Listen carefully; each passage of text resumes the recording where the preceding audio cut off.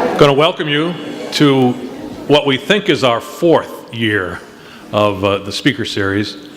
I'm Monsignor Hoy, the pastor here at Christ the King, and on behalf of St. Anthony's in East Falmouth, whose name unfortunately didn't appear on the handouts, but they will get the bill at the end of the season, and Our Lady of Victory. And maybe Our Lady of Victory and Osterville will be part of it next season, since poor Father Mark is going to be pastor of both places. Tonight we're starting off with Locke Sofield, who is a member of the Missionary Servants of the Most Holy Trinity. He's a religious brother. He has served as the director of the Missionary Servant Center for Collaborative Ministry, director of the Washington Archdiocesan Consultation and Counseling Center, assistant director of the Center for Religion and Psychiatry, and he has worked as a speaker and a consultant to more than 300 dioceses on 6 continents, and served on the faculty or lectured at many colleges and universities. He is the senior editor of Human Development magazine, which I haven't read for years, but I used to read it all the time. You still, I don't know how I stopped my subscription, but it's kind of a take on ministry from a psychological and psychiatric, and I often think I need it sometimes, but we will listen to this lecture, which Brother will give, then a brief Q&A as we have done in the past. The only directions are, if you're going to come up and speak to the mic for the question so Judy can catch it for our website, and for people in this section of the room, it's safer to go that way and around rather than possibly tripping on the wires here. So, brother, it's all yours. Thank you, Monsignor. Monsignor?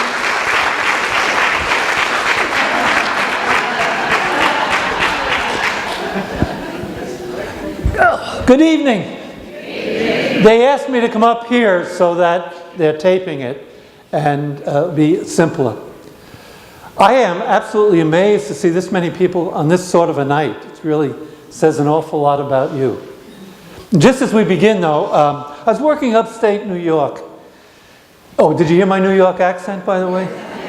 And I just met a man in the back who went to the same high school that I went to in Brooklyn. But I was working upstate New York, and the sisters told me they had just had a children's mass. And they said that during the children's mass, which was much too long for the little children, a little boy in the front pew, right in the middle of the homily, which was certainly too long, stood up, turned around, and began talking to everybody in the pew behind him. The sister sitting in the back saw this, and she looked at him, and she went like this.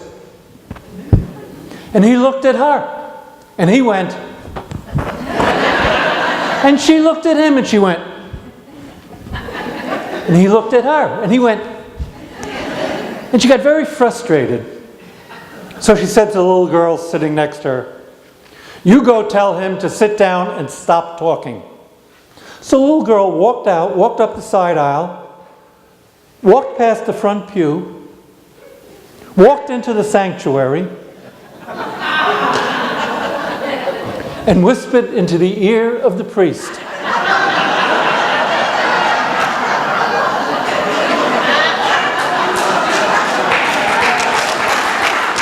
Sister said, "Sit down and stop talking." And because he went to a Catholic school, he said, "Yes, sister," and sat down right away. So if I start talking too long, just go like this and I'll understand what you mean. I'm going to probably move faster than I would like to so I can give you some time at the end. I want to involve you a little bit during this presentation. But it's a spirituality for every day. Let me just pull some notes up here for a moment. No, I'll do it later. Just as we begin, I want to begin with a prayer. And for me, this prayer describes everything that I believe I am called to live. And when I think of spirituality, it's how I live my life, my relationship with God. And this prayer says it all for me. And could I ask us to say it together? Christ,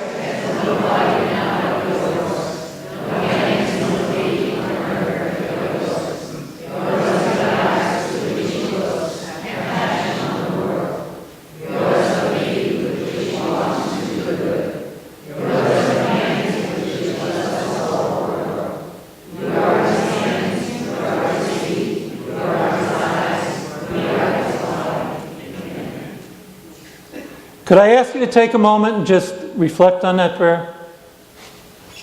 And if we're talking about spirituality, and I'm going to talk about lived spirituality, this is what it's all about. What does that prayer say to you? What's your reaction to that prayer? It may be in your head. There may be some sort of an emotional reaction you have. But just look at that prayer and think about it for a moment.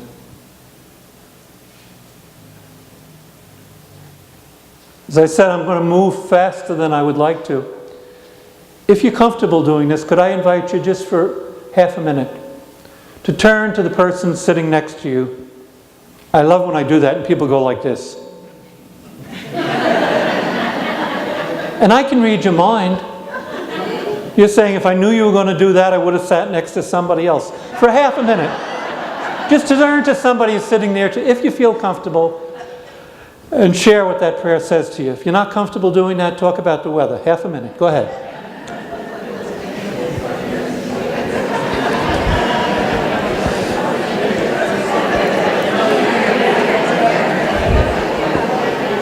By the way, I hope you just communicated very well. Communication does not always go well in the church. I hate to tell you that. A woman told me one day she passed a church, she said out in front of the church, it was a big sign. It said, morning service, Jesus walks on the water. Evening service, searching for Jesus.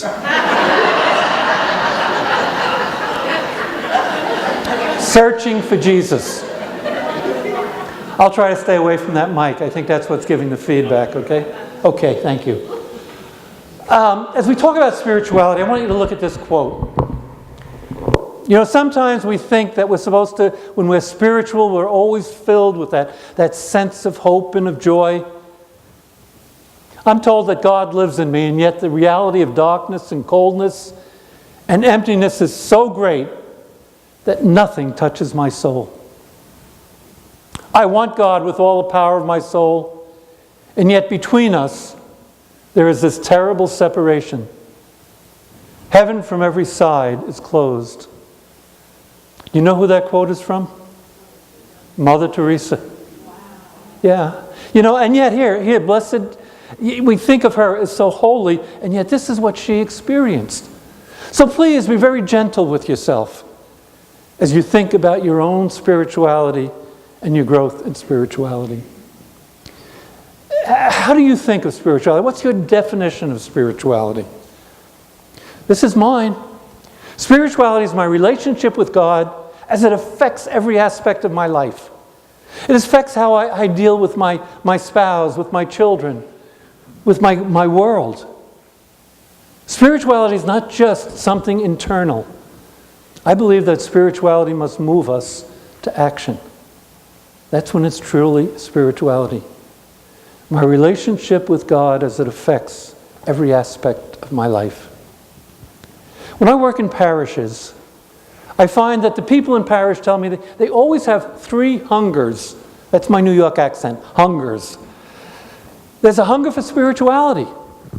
People are so hungry to find that relationship with God that they'll even come out on nights like this. By the way, as we were coming tonight, and at dinner we were talking about Ireland. One time when I was in Ireland, I went to a show by a woman by the name of Maureen Potter. She's a great comedian. And during the show, she said we had a play here, an opera last week at this theater. And they sang that song that describes the Irish summer, One Fine Day. That's my impression of the Cape tonight, okay? But there is a hunger for spirituality that is so great that if people don't have it met, they'll go to any place to get it met. Why do some of these churches spring up that attract so many ex-Catholics, former Catholics, whatever we want to call them? Because people are hungering for spirituality. Think for yourself. They hunger for community. They hunger for that relationship with other people. If they go to a parish and there is no sense of community, they'll go someplace else. And finally, they hunger for meaning in life. I used to belong to an organization called the American Psychological Association. One year we elected a new president. He stood in front of us and he said, "We psychologists are doing a wonderful job in most areas of people's lives." He said, "There's one area in which we've been a complete failure." He said, "When people have a sense of emptiness and meaninglessness in their lives, there's nothing we can do for them as psychologists until they first have a belief in and an experience of a real God." People hunger for that. And the only time you find God, by the way, is when you begin to allow God into your life to such a degree that it moves you outside of yourself. Think of what your hungers are. What do you hunger for? I want to look tonight with you at this hunger for spirituality. And I want to share with you some of what I've discovered and hopefully find out about you. I was going to do this, but because of the time, I'm going to cut it out. But I want you to see the question. If you want to know what spirituality is about, you're not going to find it so much from listening to somebody like me talk or reading a book. Look for the people who you see every day in your parish. The people who live their lives in such a way that when you encounter them, you say, "That's what it means to be spiritual." Picture somebody right now in your head, in your heart. Who's the most spiritual person you know in your parish? And then I want you to think, what are they like? How would I describe them? How do they live their lives? Because if I want to find out what spirituality is, spend time at the feet of those kind of people and let them teach you. Do you have somebody in mind? If you had to put one word or two words to that person or a sentence, what would it be? How would you describe them? The bishops of the United States wrote a document for young adults called Sons and Daughters of the Light. And this is what the bishops, they asked the question, what does it mean to be a spiritual person? That's the person you're picturing right now. This is how they answer it. To live life as God's people means to live according to the gospel. Listen to the word live that keeps coming through. It's how you live your life. To live in Christ Jesus is the ever-present challenge to be people of heartfelt compassion, kindness, humility, gentleness, patience, and forgiveness. It is a call to embrace the Beatitudes. Now think of the person you were thinking of. Is this how they'd be described? People of compassion, people of patience, people of forgiveness.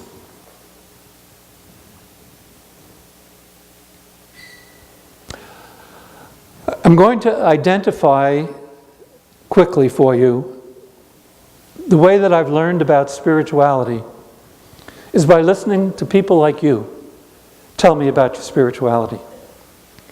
And what I've discovered is that a lot of us have been brought up to think a certain way about spirituality that maybe doesn't fit us. But this is what I've heard from people like yourself. I think I have it later, so let me just, I changed this. Oh, no, yeah, let me go back. The first thing I've discovered from listening to people is they have a spirituality that is reflective. You cannot build a relationship with anybody unless you take time for that relationship. You cannot build a relationship with Jesus unless you take time.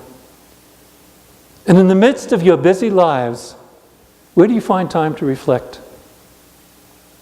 I was just talking to a couple here from Florida, and one time when I was working in Florida, we met at the home of this woman, and we had to meet at her home because she had 6 children, and 3 of them had muscular dystrophy. And I remember as we were meeting in her home, we were doing the gift discernment process, whereby people tell each other the gifts that I see within you. And everybody said the same thing about that woman.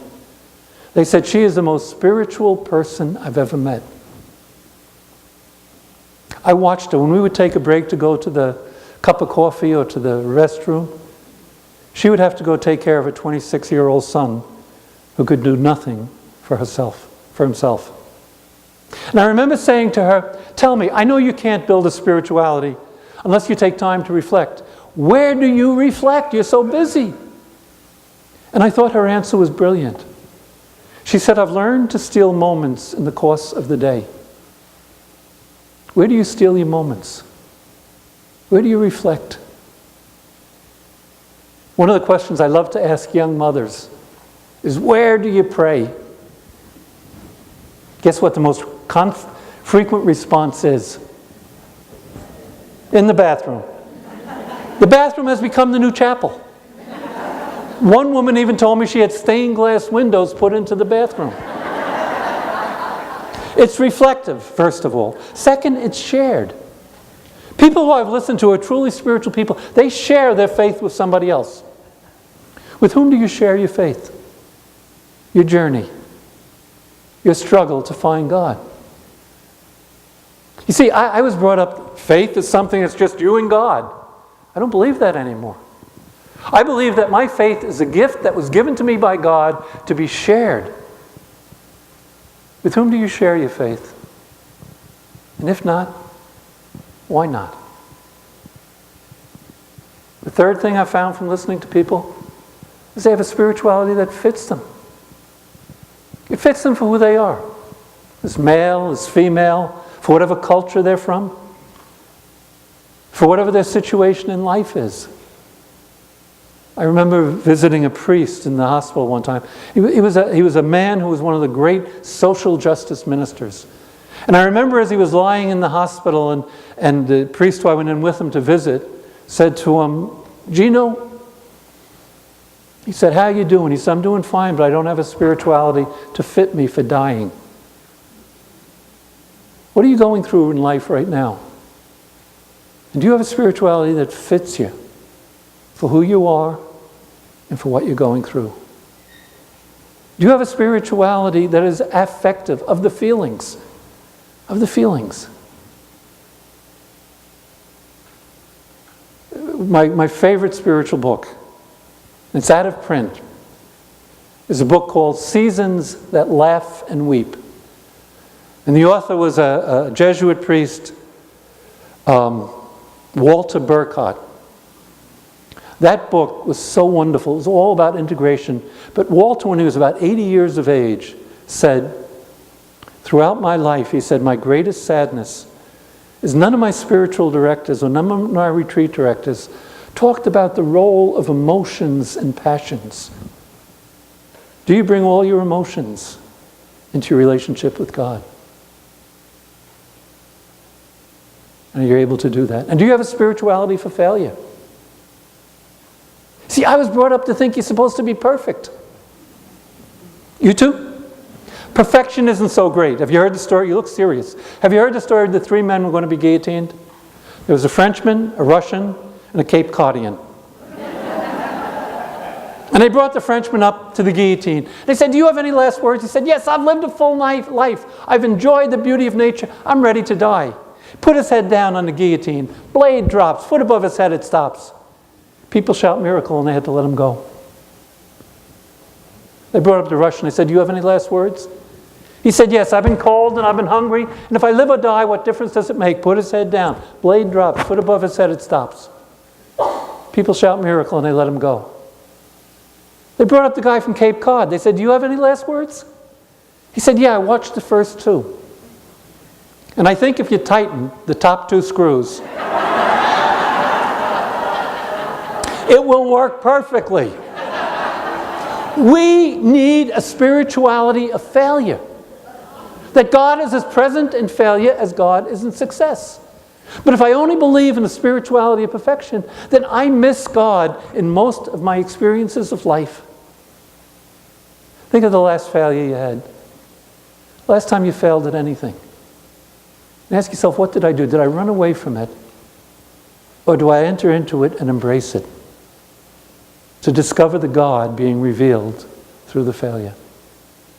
Now those are 5 of the things that I hear from people about their spirituality. But I want to focus on the two main ones tonight. I want to focus on the issues of compassion and forgiveness. Those, to me, are the two major elements of a spirituality.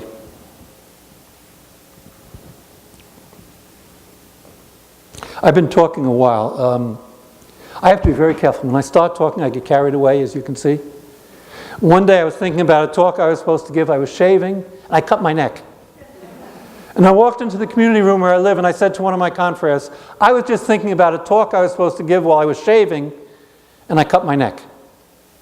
And he gave me some very good advice.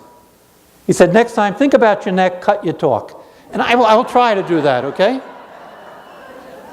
We're okay on time-wise, so if I could give you a moment or two, and just think for a moment, if I had to identify what's a major element of spirituality for me, what would it be? When I think of spirituality, when I think of those people I thought of before, what to me is a major element of spirituality? Just take a moment to think about that.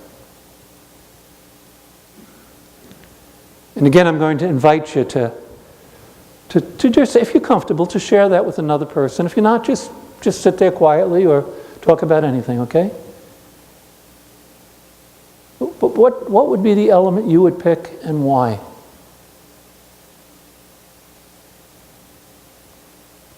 And if you don't mind, turn to somebody for a moment. I'm sorry, I'm not giving you a break, so if you're sitting next to somebody you can't stand, you have to wait till later, okay? Go ahead. I apologizing for rushing you, but I also I know it's been a long day for some of you, so I didn't want you just sitting there.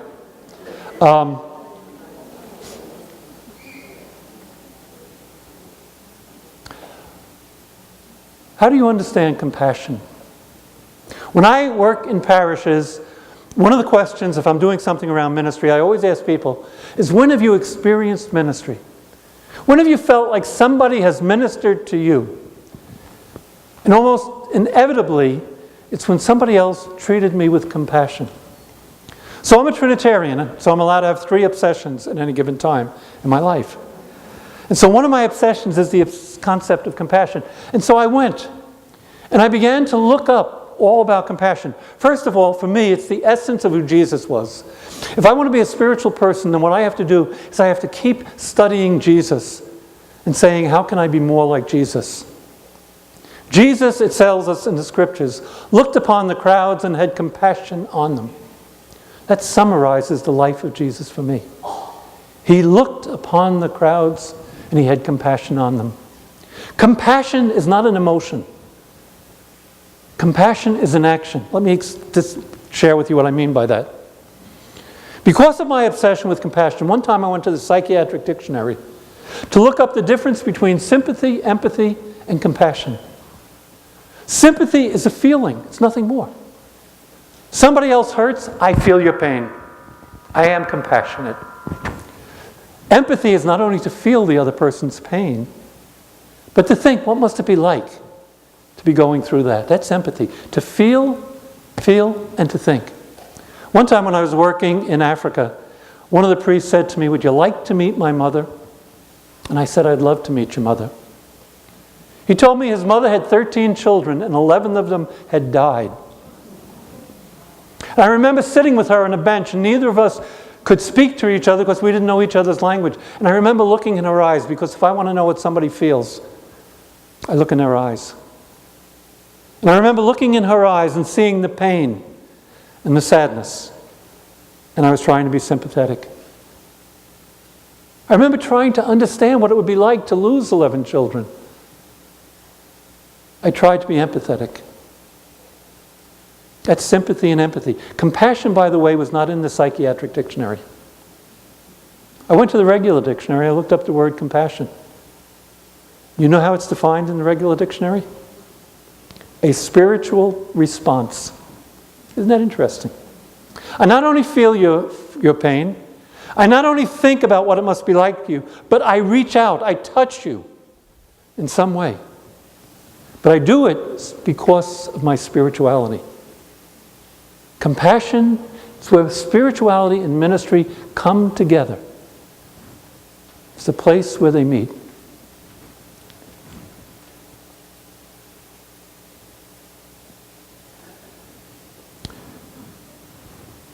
On Sunday, when Monsignor, or whatever parish you were in, the celebrant says, "Go, the Mass is ended."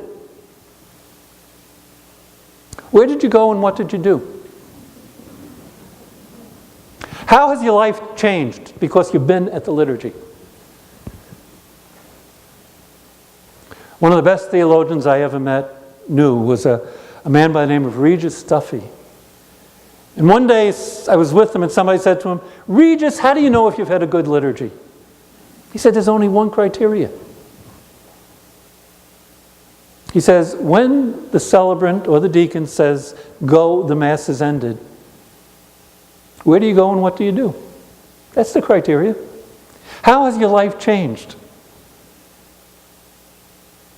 One time when I was in the Holy Land, the Holy Land is Ireland. I just thought people knew that, okay? One time when I was in Ireland, I was staying with Cardinal up in Northern Ireland, Sean, I can't even think of his name now. But his predecessor was a man by the name of Cardinal O'Fee. Cardinal O'Fee went to the Synod and the laity. And like all the bishops at the Synod, he got up to give a little presentation. But his was the shortest probably ever given, but the most memorable. He stood up at the Synod and he looked out at the crowd of bishops and he said, "Patty O'Shea was a man who went to church. He never missed a Sunday. But when he died, he went to hell for what he did on Monday." And he sat down. Is the message clear? Is the message clear? That spirituality is about how we live our lives. St. Teresa of Avila said there's only one true crucible for testing prayer. I want to know if I'm praying. Compassion, she said, is the only way to know if you're truly praying. I'll give you two more examples and then we'll move on.